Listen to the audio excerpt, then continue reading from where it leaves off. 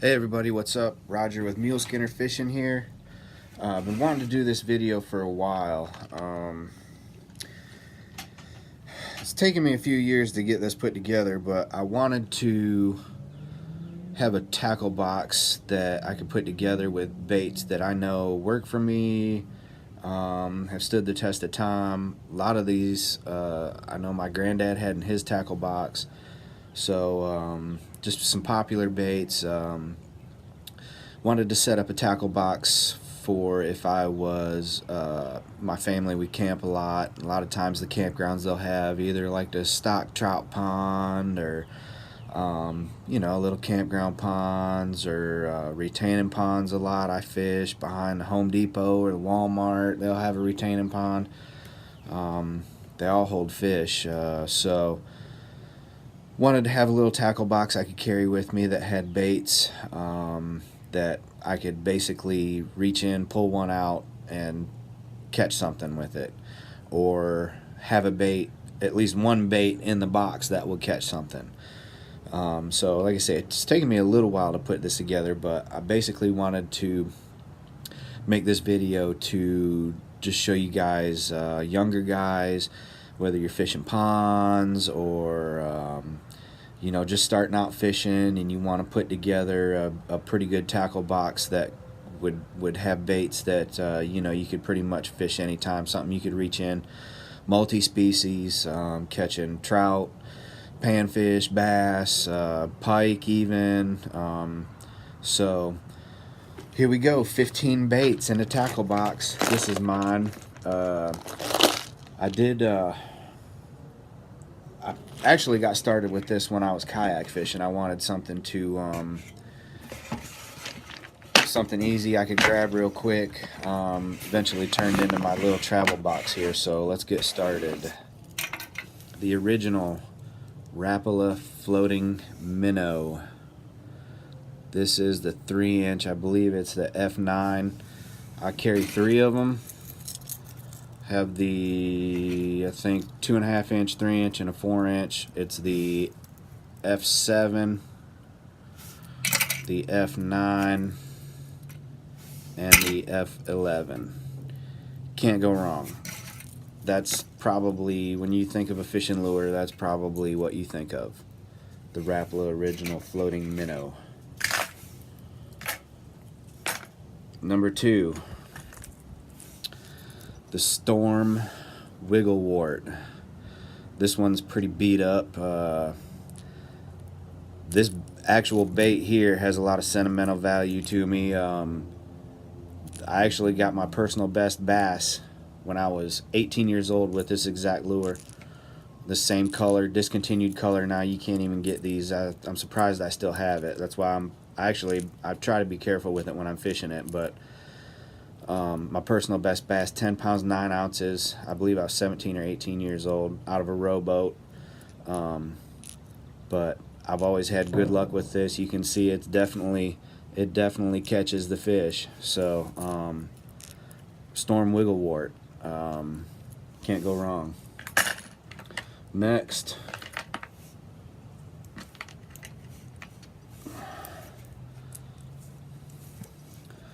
Hula Popper. Got 2 of these. Got a big one. I'm not sure the size is big one, little one. A couple different colors.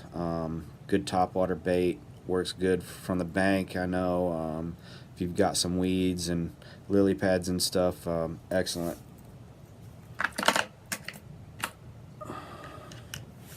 Another staple, Frog. This is a Booyah Pad Crasher. I mean, just indispensable, really. No second guessing with that.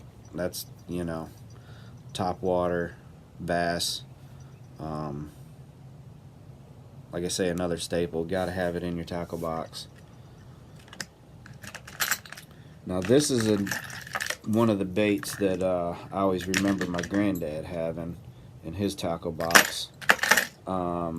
I'm originally from Michigan, so this was kind of a hometown favorite for everybody up there where I was. But the Daredevil spoon, made in Dearborn, Michigan. I mean, casting spoon, trolling spoon. I know up north, you know, this is a smaller one. This is the imp size, but you know, salmon, pike, big bass. Like I say, it's another good one to have on a little tackle box, travel box.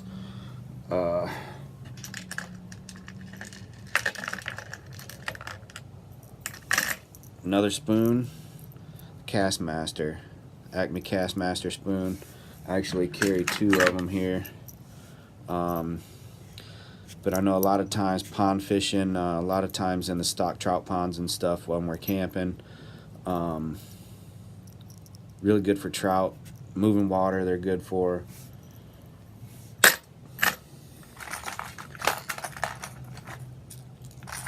So next, another staple, rattle trap. This is the original Cordell rattle trap, Rapala. I believe this is a shad wrap. Lipless cranks, gotta have them.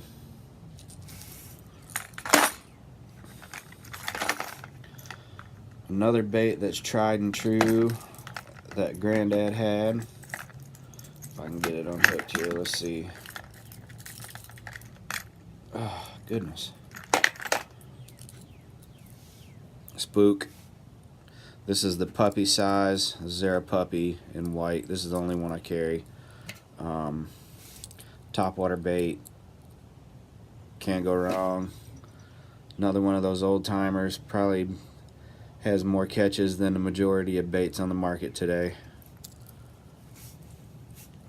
Next,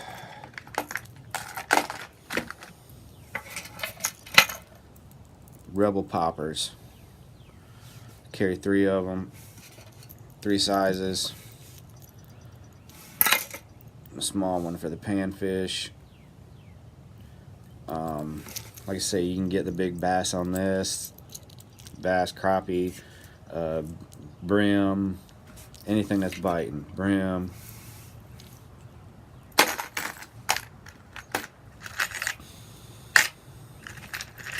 These next ones are probably my favorite for pond fishing.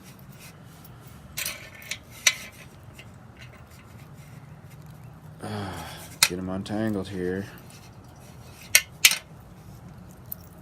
Mepps, Aglias.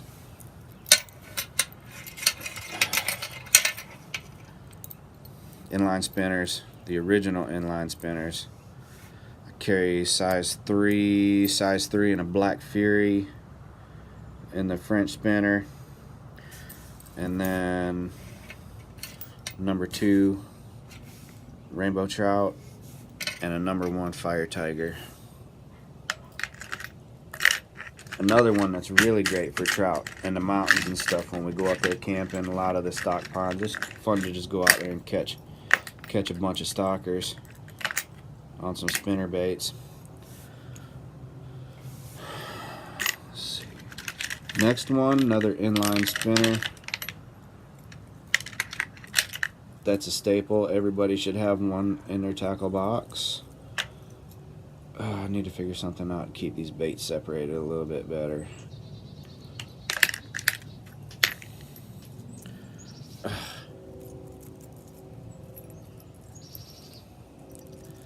Anyway, rooster tails. These are getting kind of old. I need to restock these, but rooster tails, great for bass, trout, panfish. I know for a fact I've caught more catfish on this one than anything. Rooster tails, gotta have them. And I'm also gonna say, I don't know if I actually counted this, but Panther Martin spinners, carry them for trout and stuff. Also really good for panfish, but definitely worth mentioning. Next we have the original chartreuse grub on a jig. Just so versatile. I mean, why wouldn't you want to have at least one of these with you at any point during your day, just in case?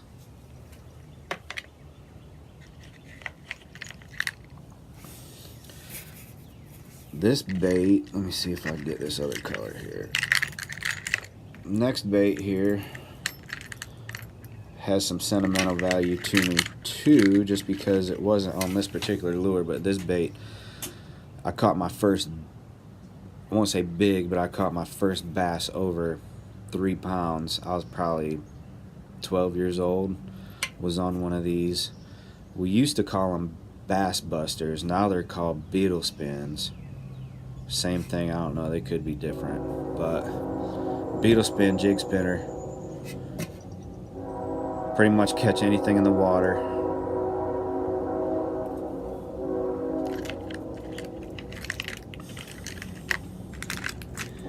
Next is another topwater, old favorite, topwater bait.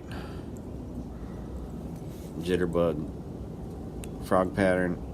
It's the only one I carry, but I mean, there's nothing like it on the water right there. Jitterbug. And then last but not least,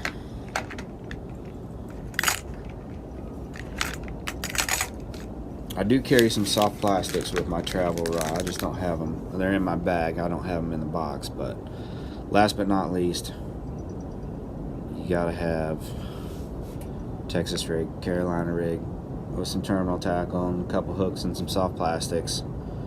Gotta have it. Gotta be able to throw it. So let's see if there's anything we missed. 1, 2, 3, 4, 5, 6, 7, 8, 9, 10, 11, 12, 13, 14, 15 baits. You can catch anything out there, anything in the water with these right here. Small, compact, throw them in a backpack, throw them in a kayak. I generally carry my backpack on the truck with travel rod, so I'm at Home Depot and Lowe's a lot. They all have retaining ponds. I can usually stop at the retaining pond and catch a bass after work, usually, whenever I stop. But this is a good little box to have with you. The ultimate tackle box. Probably get everything in here, probably about 70 bucks for everything. Great for just starting out, carrying a backpack. So there you go, ultimate tackle box. Neil Skinner Fishing. Thanks for watching.